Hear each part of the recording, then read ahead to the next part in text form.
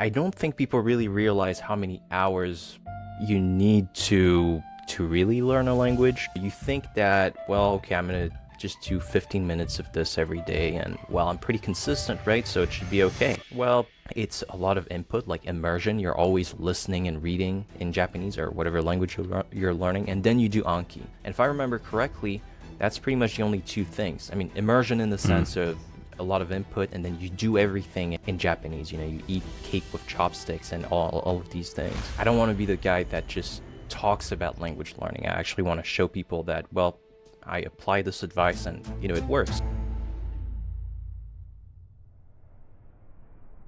Luis, what's up, man? How you doing? How's life? Is it grand? Is life grand for you at the moment?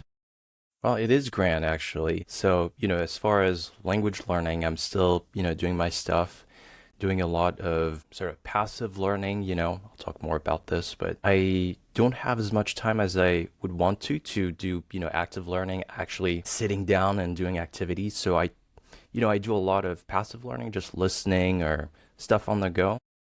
And I'm thinking of doing a project that, you know, learning a language and sort of documenting it for YouTube. I don't want to talk too much about this because it's not 100%, you know, I'm not 100% sure of what language I'm going to choose and what format it's going to take. But yeah, so. Well, listen, good. That's exactly where I want to dig in. And so, give us just a little bit of a short background into how you're so obsessed with language learning, like me, and how it encompasses such a great part of your life. Give me that background real quick.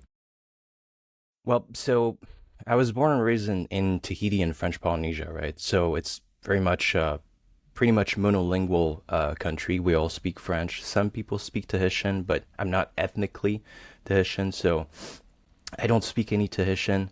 I grew up just speaking French, and just like any kid going through the French school system, I started studying English and probably at the age of 11 or 12. So I did this for about 7 years, and at the end of high school, I studied pretty hard, and I had good grades, I would say, for written comprehension, writing English and stuff. But then I went to Switzerland, you know, in the French-speaking part, and I did meet some, you know, English speakers there. And I remember one particular event that was in the train. I was going from the city where I was studying in, so Lausanne, it's in the French-speaking part, not a very big city. And I think I was going to the Geneva airport, and there was a guy, an Irish guy in front of me, and he had this friend from London, I think. He had this very, you know, posh accent, I think, as far as I can remember. He went to Imperial College of London or something. And they were having a discussion, and sometimes they were asking me questions, and I mean, I could not understand what the British guy was saying. And so I thought, man, this is such a shame because I've been studying English for 7 years, and I just can't have a basic conversation with a native speaker, right? Maybe with Americans it would be a little bit easier because I was more used to the accent, but so at this point I decided, okay, I need to do something about it because, I mean, it's not just for hobbies, right? In English, it's just, if you're a software developer like me, it's just, you need to use English all the time.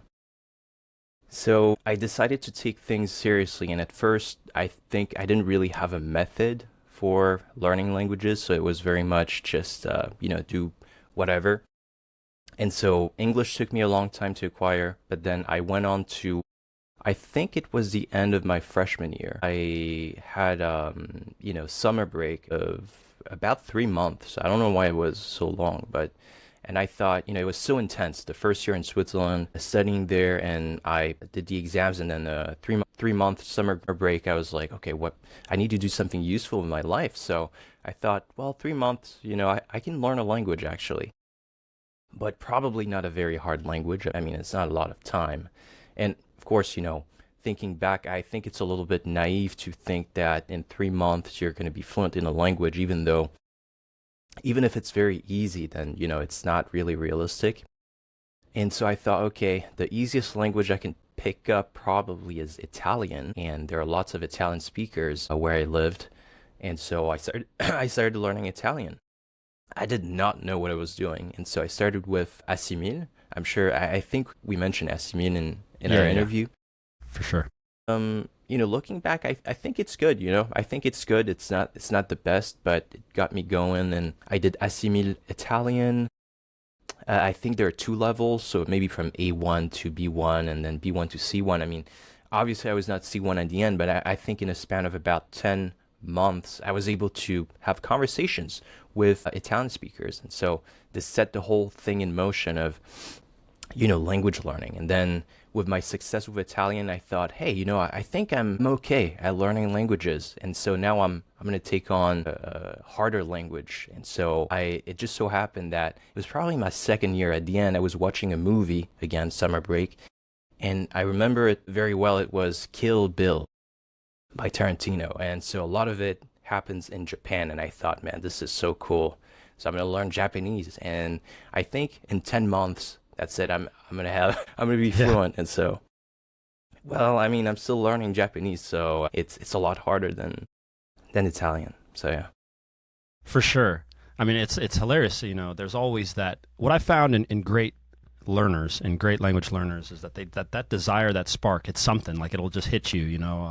I had mine from a book, Count of Monte Cristo, watching this guy just like be able to do all that. You watch Kill Bill, you see these people speaking Japanese, you fall in love with it in 1 second, and then you devote just an absurd amount of time to learn a language, right? And so I think language learners have to remember that if they don't act from that, I mean, it would be ridiculous for if you having that feeling and that desire, and then we go and force you, to learn German for some, that you're going to be struggling to do all those the obstacles that you're going to hit and that you hit through learning, you get through with that desire and that passion. And so you said that you started without a method. Surely you've refined yourself, and I know we both appreciate Assimil, and say it could be something that could be involved in this, but if you could get us to a more refined area of some things, and I've got some questions after that, but how would you approach language learning today if we did then say just, hey, you got to learn German?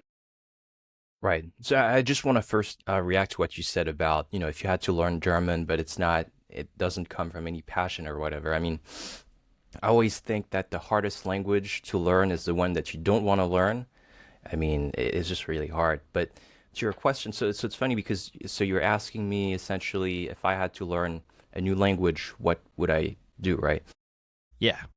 Yeah, so I've been thinking about this for the past few weeks because, I am thinking of learning a new language, and it is a bit problematic because it's not something I'm going to do because I love the language. I want to do it because, well, obviously, I think a lot of people have watched some of my videos. I have a YouTube channel, but I think I've been talking a lot about language learning and interviewing, researchers in these fields, but it's very abstract, right? It's just, I don't want to be the guy that just talks about language learning. I actually want to show people that, well, I apply this advice and, it works.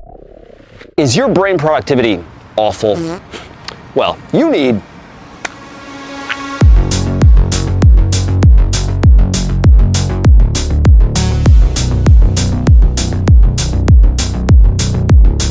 As a pro footballer, I'm always looking to improve my focus, my problem-solving skills, enhance my memory, and boost my mental alertness. I have got to stay sharp.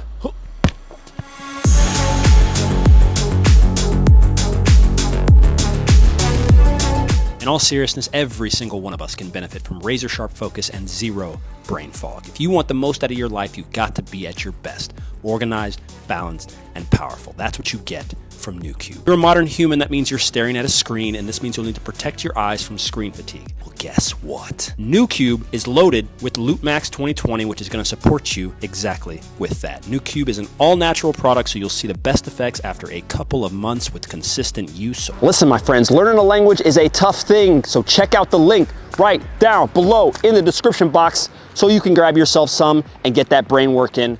Promo code GOLOREMI20, 20% off.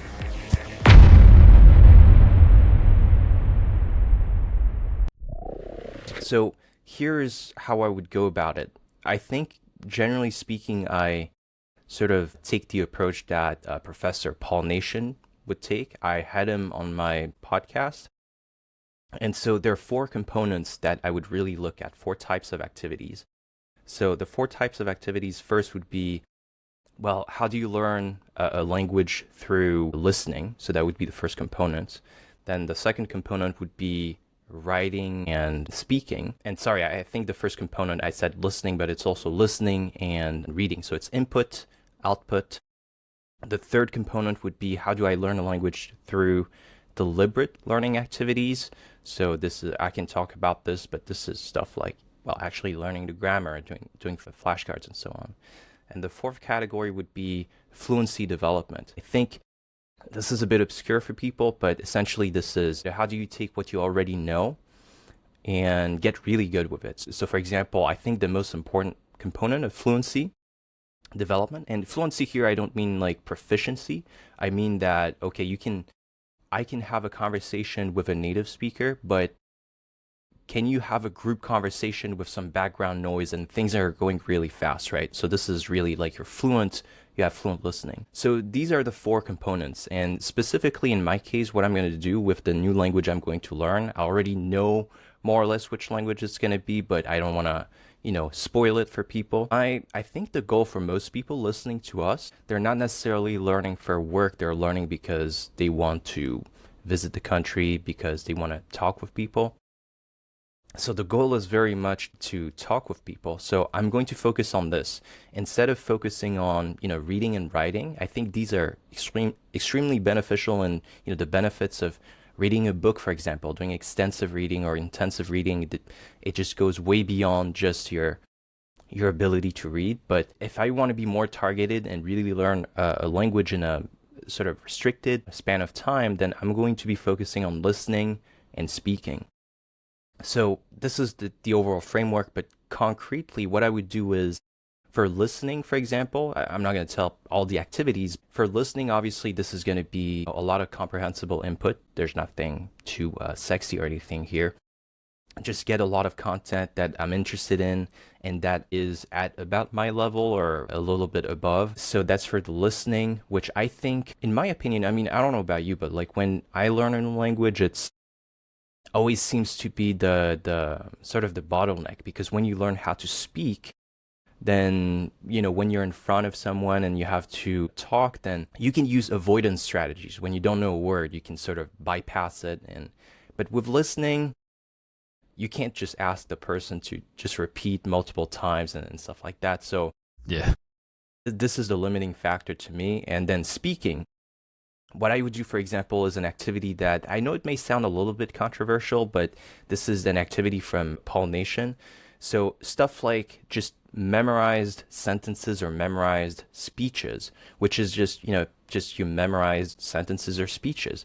And I know that now in the language learning world, there's sort of this thing about, you shouldn't learn things and it should be acquired. And well, I'm not really sure about this. I've had good results with this, just memorizing stuff. And obviously you're not going to produce the sentences or the speeches exactly how you learn them. But I really found that I memorize these things in the long term, and I can reuse them, even single words in the future. And so I gave you an activity for input, so listening, an activity for speaking.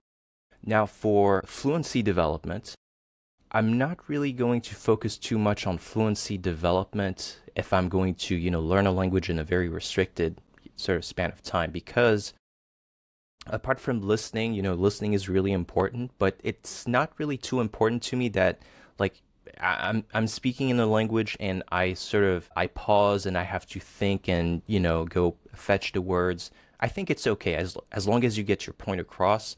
If you're just taking 3 months or 6 months to learn a language, you can just, put this on the back burner. And then the last category would be the deliberate learning activities, which I think is really important because it's not necessary, but you can definitely, it's a bit of a shortcut at least, or you can, really boost your learning using deliberate learning activities. And obviously people watching my videos, they know that I've created the Anki core decks, which are, flashcard packages for Anki. So when I'm going to learn this new language, I will be using an Anki deck that I created for learning vocabulary. So these are sentence cards And obviously people don't need to get my Anki core decks. There are plenty of decks out there that are pre-made and pretty good quality. But yeah, I would do flashcards, because just quoting Professor Pollination here, this is one of the highest. Like, the evidence is so great in favor of flashcards, word cards or sentence cards. It's just it's a no-brainer. So yeah, there you go. Yeah, I want to touch on the obviously between memory, rote memory, using rote memory and acquiring. I think it's fascinating what the kickback on that is. I think it's probably because everyone did not get any of the acquiring within the traditional method in school, and so people are discovering it, and it's becoming like, what do you mean? Like, I can actually do this? And so now you have this massive, as in all things, basically pretty much in life, somewhere between doing a balancing act between these two is going to be generally, if we put it across the average, useful, right? Because I can remember some of my early learning days, what I would do is I would memorize phrases. I would memorize a few phrases, not because I thought that this was how I would learn the language. It was because I wanted to be able to use those in a situation and get back some input. And it's also controlled input. I realize that if I ask you, where is the bathroom, you're not going to start talking about the TV show you just watched, right? It's very, I'm going to hear left, I'm going to hear right, I'm going to hear straight, And so that was one of that's one thing that I still actually recommend is to learn these things in order to get a focused place for your input. And so, all of this being said, I'm curious now, do you have a grasp of what would be, let's say, the biggest mistake or mistakes, either that you've made or that you constantly see coming up? I mean, because you've had lots of excellent conversations, and everybody here who hasn't met who hasn't seen Loïs' channel, please go check it out, because there's just a massive wealth of information there. But what would you say if you could choose some of the biggest mistakes that are being done? Right. In terms of what people are doing to learn languages, it's hard for me to say, because I don't personally know a lot of language learners, but at the same time, there are two things that come to mind. First of all, and I think this is mostly due to the internet. I mean, people just watch the videos, and it doesn't really help that I think in this whole language learning world, there's this whole thing about learn a language fast, and it's always about learn a language in 3 months and in 6 months. And look, I'm guilty of this, because you need to get some views. But Absolutely. at the end of the day, like, I don't think people really realize how many hours you need to really learn a language. So that would be the first mistake. Just, you think that, well, okay, I'm gonna just do 15 minutes of this every day, and well, I'm pretty consistent, right? So it should be okay. Well, if you really like, especially for an English speaker, and you're learning a language that is, I don't know, Spanish is Slavic. easy. Slavic languages, actually, I'm not really sure how Quite difficult they are. Quite For difficult, the English, right? yeah, for the American or an English, yeah, there's nothing we have to peg. The words don't seem, good is Right. dobro, right? And good in German, gut. It's like, Right. okay, I get that. The other one I can't, so. And I mean, even for quote unquote easy languages, there's a classification, the FSI, the Foreign Service Institute, says that French and Italian and Spanish, these are easy languages. But even the easy languages, you need hundreds of hours to really have conversations. I'm not even talking about, being like native level. Like, for example, you're Italian. I mean, you've been through it, and you have a very good level in Italian, not just the pronunciation, but just, listening comprehension and speaking. It takes hundreds of hours to really get there. And so, I mean, that's it. And people think that just by using an app 15 minutes a day, or I think even most people do like 30 minutes every now and then. It's not even a daily thing. That's just so true. That's true. It's just, I mean, it's okay, but it's going to take years, if not decades. So that would be the first mistake. Then the second mistake sort of is just to mention what you mentioned, is that there's this whole thing now, and I've definitely been in this camp. I think I've listened to your interview with Matt versus Japan, and who was it? Steve Kaufman. I think the message that they convey is positive, But at the same time, it's a little bit, especially in Steve's case, it's a little bit extreme. It's pretty much, if I remember correctly with Steve's videos, which I watch every now and then, it's pretty much all about, well, just do a lot of reading and do a lot of listening. I mean, a lot of input, right? With Matt versus Japan, it's not as, I think the original sort of AJAT method that he talks about, it's a lot of input, like immersion. You're always listening and reading in Japanese or whatever language you're learning, and then you do Anki. And if I remember correctly, that's pretty much the only two things. I mean, immersion in the sense of a lot of input, and then you do everything in Japanese. You eat cake with chopsticks and all of these things. And I think it's good. You get a lot of input, but then, people are really missing out on the deliberate learning activities, and there are plenty of other things that you can do to learn languages that are really going to speed up the process. I interviewed Dr. Norbert Schmidt on my channel, who is well, actually, I've interviewed the biggest vocabulary people on my channel. So the three, like the holy trinity of vocabulary, Paul Nation, Norbert Schmidt, and Batya Laufert. These three scientists have the most citations in the field of vocabulary. And so specifically talking about Norbert Schmidt, he told me, is it possible to learn a language 100% through input? Yes. But would you go faster if you were to, deliberately learn these words through various activities? Almost for sure. And so, I also interviewed Dr. Jeff McQuillan on my channel, which, he's such a cool guy and he speaks so well. His interviews are, I think there's another channel with one of his interviews, and he gets so many views because he speaks very well. But I think also the internet tends to be skewed towards the more sort of extreme opinions. Which is, nowadays it's, well, forget about, school, it doesn't work. And deliberate learning activities, I mean, it's okay, but your time would be better spent just listening and reading, comprehensible input, and that's all you need. I think it's okay, but it's much, it's very slow. Are you familiar with Katolomb? No. Katolomb was one of the world's greatest polyglots. She's a Hungarian. She's obviously passed away now, but she's one of my heroes due to the fact of the way with which she had to figure out and learn languages. She would laugh at Americans deliberately. It's quite funny reading her book, because number one, you can get deeply into the head of someone who had to struggle in order to learn these languages. I mean, I think she was interpreting and understood 16, but she understood even more than this. And she laughed at the West, even let's say Americans and North Americans in general, with their love of ease, the love of the desire to, I would say the input and the natural method and all of these things are very popular in the West more than I would say that they probably are in the East. She's brilliant. So the fact that you don't know her is really, really interesting. You should definitely check her out. But I want to touch on the fact of time. And so for her, she literally says, if I'm remembering this correctly, the name of her book is How I Learn Languages. She was like, if you don't have 10 to 12 hours a week to commit to learning a language, don't do it. She's like, nah, don't do it.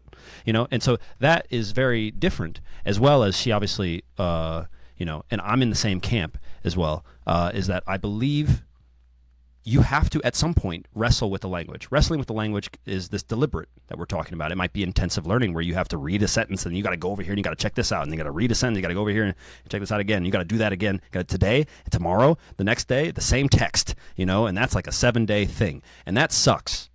Yeah. But you're going to have to do it. Where I think it's funny is that while I believe that that's necessary, so we're both basically saying the same thing, I think the problem is in that some people get stuck on doing this deliberate approach as their main and only approach, and they don't get the input and they don't get the stuff, and they spend all the time on the flashcards, and that is where the problem lies, right? Because that then makes it tough for you. You never speak, you don't listen, whatever it is, or it's at a small percentage, and so I think that's a thing. But one reason I wanted to bring up the time frame is because you mentioned these 4 things, what was it? Listening and reading, writing and speaking, deliberate learning, and then fluency development. What about the time frame? Where do you put and how are you going to structure when you're going to learn this language, how much time you spend to learn? Right. So you're speaking about the ratio, not necessarily the total duration of time. Not the total duration. If you had to break down what you're going to spend each day on learning the language, how much time are you going to spend or are you going to aim to spend? Right. So I should mention that these four categories that I didn't invent them. Again, it's from Professor Paul Nation, and in his book, he calls them the four strands. And there is no, I mean, there's no scientific evidence for the four strands in the sense that there is scientific evidence for the activities included in the four strands, but grouping them like that as four strands, it's a bit, it's just his own sort of opinion. What he says is that, well, if you want to learn a language, then you should spend about an equal amount of time in these categories. So 25% in input, 25% output, 25% deliberate learning, and 25% fluency development. However, the caveat here is, and he mentions it in his book, and that's what I'm going to do pretty much, is the important thing is that you need to think about your own use cases. Like, how are you going to use a language? And specifically for me, if I want to talk with people in this language, then it doesn't really make a lot of sense to do a lot of writing, for example. And as I mentioned, fluency development, if I want to get started very, just learn the language and not necessarily be very fluent with the language, then I can just ignore this. So it's really up to you to spend, as much time as you want on the different strands, depending on your need. Specifically in my case, what I would say is that speaking is definitely going to be an important component, because at the end of the day, I mean, I'm going to make a YouTube video showing my results. If I can't speak, it doesn't look very good. So speaking is going to be important, but what is keeping me awake at night more than speaking is the listening, because what I think I'm going to do is that I'm going to go on, I don't know, italki or whatever with a teacher and shoot just the conversation, no cuts, and the person is just going to ask me questions in whatever the language is. And if I just don't understand what the other person says, then it doesn't look good either, right? So yeah, speaking and listening, and also I think deliberate learning is important, because in my specific case, and I think for a lot of people, I know what the conversation is going to be about approximately, right? We're probably going to talk about like basic stuff like hobbies and how did you learn this language and stuff. So this is stuff where I can actually take a look at the vocabulary that I'm probably going to be using and deliberately learn it. So yeah, this would be my sort of split, my routine, I guess. But do you have an idea of how much time you're going to spend every day in order to do that? Like right, so 3 hours, 4 hours, in terms 1 hour? Yeah, so I'm planning on doing about, I'm thinking either 3 months or 6 months. We'll see how it goes. But the goal is also for me to do something that is at least somewhat realistic for people to replicate. So let's say 3 months, and then every day I see.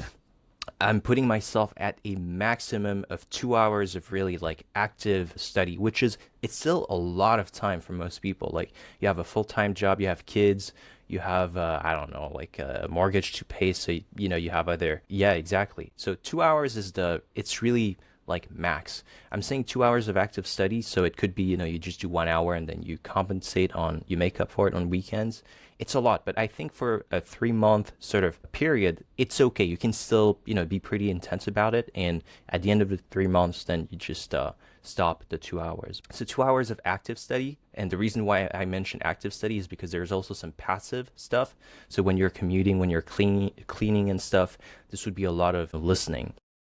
So in total, I would estimate that definitely 2 hours daily of active study, and probably around 2 hours of, let's say, just listening, which in my opinion is easy to do. You have 2 hours of just commuting and just cleaning and stuff. That's great. I mean, yeah, that would put your active learning, let's just, if we guesstimate this at 240 hours after three months, but if you then add on some passive to that, right, you're at 480, and that's 500 hours basically of language learning, if done consistently with focus within your use case. I'm going to be honest, all of the people, you've had on and that I've had on and all this stuff, if we boil it down to that right there, like if we boil it down to this and we go to any average language learner and go, okay, guess what Loïs and Will are going to do for the next 3 months? They're going to study about 500 hours and they're going to spend 2 of this.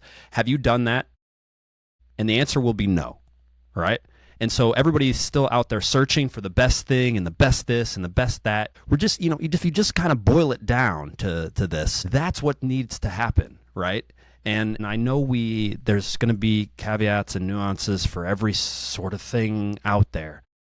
But at the end of the day, that's it. And it's still like no one can do that. No one can make you study or me study. You have to study, and that's just kind of how it is. And so I think I wanted to talk about, because the best use case and like knowing and why you want to learn and what you want to do, I think is fantastic within learning. People forget about this, and that's going to lead to my next question. But before that, I wanted to discuss how you're going to maybe ignore a little bit about writing. I don't want to misquote you, but are you going to kind of put it to the small amount of writing or none at all because you're learning to speak?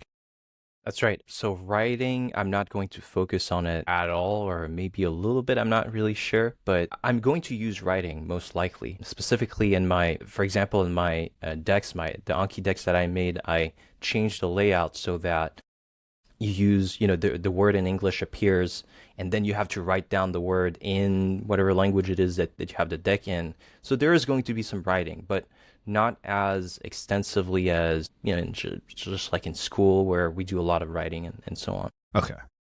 I find it funny because I don't write a lot at the beginning of learning a language, write specifically with my hand and stuff. Mm-hmm.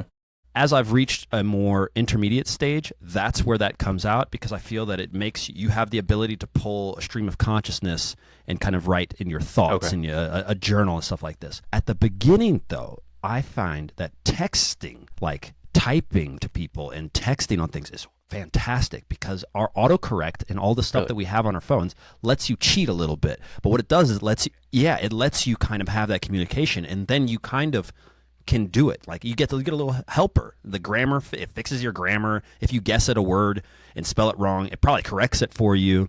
And so, you have all this help. And so I've noticed at the beginning that I kind of push people to text a little, and also it takes away some of the anxiety factor. You're not speaking, they can't see you. You can go check it on ChatGPT if you want to be extra careful. Then you're at least engaging in the language. And so that's just me. But that's interesting. Yeah. Okay. Yeah. Do you want to comment on that? You never. Yeah. No. I think I never really thought too much about this because I'm not a big texter or anything. But actually, now that you mention it, it could be sort of a like training for then speaking, where speaking is just you have to come up with stuff live. But then I'll definitely think about this. It's interesting. It's interesting. It's what I found, and everybody has their quirk and their thing that is tough for them to do, etc. And at the end of the day, just like we said, you need to be engaged, and you need to be either finding ways to be active and passive within the language.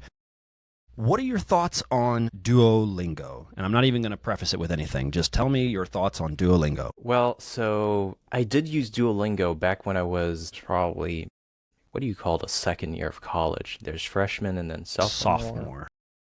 Right, sophomore year of college. So I used it because I was I was learning Italian, so I used it for Italian. I had a brief period when I wanted to learn Spanish, my greatest nemesis, because, just long story short, when I was in school, high school and before high school, I studied Spanish for 5 years, and it was just a disaster. And most of it is just my own fault. I was really not motivated and so on. But so I did use Duolingo. So I'm just going to preface the whole thing with that. I think there have been updates to Duolingo, so it's not quite the same because we're talking about a little bit less than 10 years ago. But I think overall, seeing at least what I've seen online and my own experience, I think it's fine. But to me, the problem is, like, first of all, the incentive of Duolingo, you have to think about that, right? So when you buy a language learning app, for example, I don't know, like something that is paid for, then, okay, they get money when you buy. But with Duolingo, the model is very much, I think there's the super Duolingo thing where you can buy the subscription. But really, the main business model is ads, right? They make money on ads. And so, it's just like Facebook, it's just like Instagram and TikTok and whatever young people use these days. They want to keep you on the site and in the app so you can see as many ads as possible, which is fine. But then The extent to which this is aligned with your goal of learning a language, that's debatable. So they have this constant sort of war between, okay, we want you to learn a language, but we want you to spend as much time on the app. So it wouldn't be surprising for me if they used, tricks to just get you to the app. But I mean, these tricks are not necessarily benefiting your language learning. That's why you get always the reminders about, the owl that says, hey, have you studied today? And I mean, consistency is great, but does it align with your language learning? I don't know. And then there's also something to say about, I think I looked at, the number of words, like the vocabulary that is covered by Duolingo. It's fine, I mean, you can get started with Duolingo, but there's no way that you can just go through the entire thing and be fluent. I mean, that's it. And then, I think there's also something to say about the types of people that do Duolingo. I mean, not criticizing or anything, but Duolingo is so popular, and usually people who really think about learning languages, they're gonna do their own thing and do more, let's say, customized. They have a more customized approach. When you go and study with an app, you're very limited. Personally, I don't really like learning with, very sort of like Duolingo and these types of things, because I know what I have to do to get the vocabulary and become fluent. It's not that they're bad, but I have my own thing that I want to do. So Yeah, yeah. I mean, it's in many ways it can be a complex subject, understanding the whether or not Duolingo is helpful or not. But yeah, I think you've hit it on the head. I think most, once again, not criticizing, serious language learners wouldn't look there first to figure it out because of the things that we talked about already. About how you need to be customizing your language learning and where you need to be spending your time. You spend a lot of time translating things into your mother tongue in Duolingo, or reading your mother tongue, or at least English, so not as much time in your target language, and that I think gets to be a problem. I want to go back real quick because I know you did say listening is going to be so huge. We've talked a little about intensive and extensive reading, but I'm kind of curious, what are you going to read if you do choose to read? How do you choose it? Because that's something I know people have a hard time doing, and you may not spend a whole lot of time doing it, but when you choose to read and you're learning a new language, like what do you do? yeah, so this is a bit problematic because I think the approach for me at least has been drastically different, like between so for example, Italian and Japanese, because Italian, very easy language to learn for English speakers. Japanese, it's like one of the hardest language, and there's a completely different writing system. For languages that are very hard, like Japanese, or not even like with a different alphabet, I'm thinking of, let's see, what's a hard language with a Latin alphabet? I mean, I don't know. German is not like super hard, but it's a lot harder than Italian, for example. If I pick up a book in German as someone who's been learning German for a month, well, this is not going to be comprehensible at all. I'm just not really going to understand anything. So I would probably need to get some material that is more at my level. So, the people I've interviewed talk a lot about graded readers in German. The thing is with graded readers and all these kinds of, learning materials, they're just boring a lot of time, or at least they're not tailored to your interests. And that's when I think using AI now, I mean, it's just, it's so great. I mean, you can get such a lot of written input for free and at the right level for you. So I would probably use that. For easier languages that are more similar to English, like Spanish and Italian, you can actually get started, at least that's what I do, with just normal books that you would get, for native speakers. Specifically what I do for Italian, I have a book here in Italian that I bought a long time ago. I don't know if you can see it here. Yeah. It's a Cal Newport book. Okay, cool. Yeah, so it's a book that typically that's what I do. I get books that I read in English. So this one I think is called, it's Cal Newport. So the author of Deep Work, it's like So Good They Can't Ignore You. So I get the same book that I read in English, and I get it in Italian.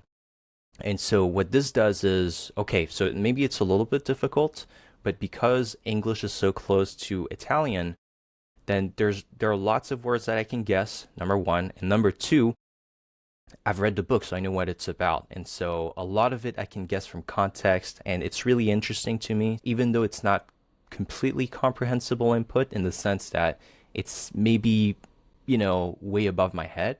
But because I can understand a lot of it and I really like it, then that's what I would go for, honestly. Yeah, that's great. I mean, it goes back to the very first thing that we were talking about. I mean, that desire and passion. I mean, you like the subject, you read it already, and so that allows you to push past some of those words or go look them up if you need to in order to keep going. You hit the nail on. Oh, actually, I wanted to mention. Have you heard of the show Extra?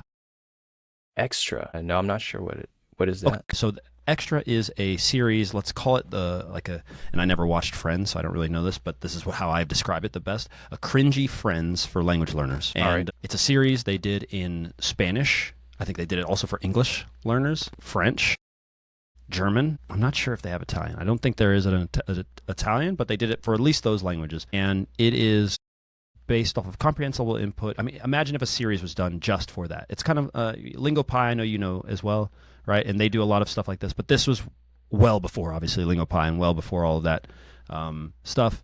It's pretty cool. And so for people looking to try and what series could I watch? You can watch that on day one. Episode 1, day 1, you can watch it. And then as, of course, it goes through episode to 10 or 12 or whatever, it gets more complex, let's say. Right. So I just wanted to mention that. But you touched on AI, and I'm curious, how are you going to implement all of AI into your language learning now? So yeah, up until now, up until probably 6 months ago, I was just unimpressed with AI and I didn't really look into it. But I got introduced to AI through my work as a software developer. And I have to say, I'm a little bit worried that in 10 years, I'm not going to have a job, honestly. So I should do some, investing and stuff. But anyway, so the AI part, yeah, I think it's really impressive and it is really a game changer. I made a video that I think I deleted because now I think it's stupid, titled AI is not going to change anything or something like that, because I really thought that back then, but I think I deleted the video. It's stupid. It is a game changer. So the way that I use it in my learning, so first of all, I don't know if people are aware, but the Anki decks that I made, they use AI extensively. Obviously, it's not interactive or anything, but each word has an example sentence. It has a mnemonic using the keyword technique. It has a word part analysis. All of these things have been generated by AI. There's no way that I could, manually or hire someone, a Japanese person, to generate this for 8,000 to 11,000 cards. It would be way too expensive. Yeah. So this is generated by AI, and most of the time it's really good. Obviously, there are a few cards where it's not great, but for the most part, it's really good. So I'm going to be using the flashcards, which do use AI. Then for listening as well, I do plan on using, I don't know, ChatGPT or some other AI for just doing a lot of listening, because then I can ask questions and really get tailored sort of listening based on my own interests. The thing here, and I don't know if you've had this experience, but when you talk to ChatGPT, at least in Japanese and I suppose in other languages, it answers in perfect Japanese, but it's like an American person. Like there is an American accent, an English accent. In perfect Japanese, it's like an American person who has been living in Japan since they're like 20. So I'm not really sure how to address this issue, but I still think, in spite of the accent, it's worth using in terms of listening, because it's so tailored to, like you're having a conversation. It's all about the things that you like at your level as well. There is an American accent, but oh well, I guess we'll have to work with that. And apart from this, oh yes, and I mentioned an activity for speaking, rehearsed or memorized speeches, memorized sentences. All of these are, I just write like the English version, and I tell ChatGPT, well, translate this to me in, like B1 level in this language. And so all of this uses AI. So I guess I'm using AI extensively now. Yeah, you're right. I mean, it's such a huge tool, and it's a game changer if you know how to utilize some of the tools. If I was going to take someone who'd never learned a language and said, here's AI, go for it, I don't think that they would have much success, because they'd still have the same issues of not knowing what to do. That being said, we are not yet at the point where I would tell anyone to eliminate good language teacher that's a human. I don't know when, but I'm with you. Like, who knows what's going to happen over the course of these years? But right now, it's just so clearly not better than a native speaker who interacts and is within the world that we're not close. It's not close, like at all. But it is tremendous what you can do. I want to touch just a little bit, if we can. If you can remember when you were trying to learn your first language, which was Italian, right? We've talked about this now. I guess was that the first, or Spanish? English, yeah, or English. Okay, so we'll push past English given its status within the world. Did you have your end goal in mind? Like, did you know that you were trying to aim with Italian? Did you know you were trying to aim for stuff, or did you focus only on being able to have your first conversation? Because I hear people that start with, I'm going to do this and read this book by this time, and other people who are just like, if I could just say a couple things, it'd be great. What do where do you find to be the best there? right. For Italian, for instance, I'm not really sure this is a good mindset to have, and I'm not sure that most people can have this mindset. I was just overconfident, I think. I thought, well, Asimil, they say on the book cover, you're going to be, I don't know what it was, maybe B2 level, and then I get the C1 book. Well, that's what I'm going to be, right? And it didn't really help that actually my grandmother, who is Swiss German, she said, yeah, I used, Asimil extensively when I was working at the Swiss post office, where you have to, answer the phone in different languages, and it just worked. So I was like, okay, well, I guess it works. So I'm going to be C1 in Italian once I just finish the books. So this was my mindset. To me, I was very naive, obviously. So my goal was just finish the books and you're going to be C1. That's it. And I guess this was one goal. The other goal for me was just being able to speak in Italian with the other Italian speakers in my school. That was the goal. And also, I guess it sounds a little bit stupid, but one of my main sources of input for Italian was MasterChef Italia. Yeah. And I just thought, yeah, I want to speak like this. I don't remember the name of the judges, but yeah. That's cool. I think my mentality with Italian is very similar, because I have absolutely no idea why I wanted to learn truly. Like, I have a deep desire to learn, and continue learning Italian. There's zero goal, like there's zero thing at the end, like be able to do this. I had none of that. It's just like, all right, for the rest of my life, I'm going to just study this. Horrible advice for anyone. I'm not advising anyone to just commit their life to learning this language. However, if you do pick up that bug, you're pretty much unstoppable, just to be perfectly honest. Nothing's really going to phase you. You're going to go through the dips and the downs, and you're not going to be able to maybe study some time, and you're not going to be able to understand some stuff, but it just won't phase you. And so that's cool.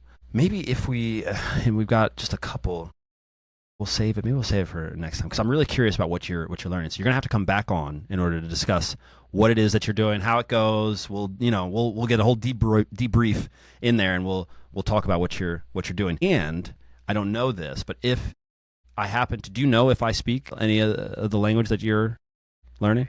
I believe so. Yeah. Yeah, no, actually, I'm pretty sure. I would love, you come on after you've done your stuff and do that stuff. We'll come and we'll bring people to you, and it'll be great. It would be great to chat it up. And I would love to, pick your brain, because somebody so well, focused on learning, you're going to pick up on a bunch of little stuff here, on doing it. So yeah, that'd be so cool. Yeah. In 3 months or in a few months, we can definitely do this. Yeah. Totally.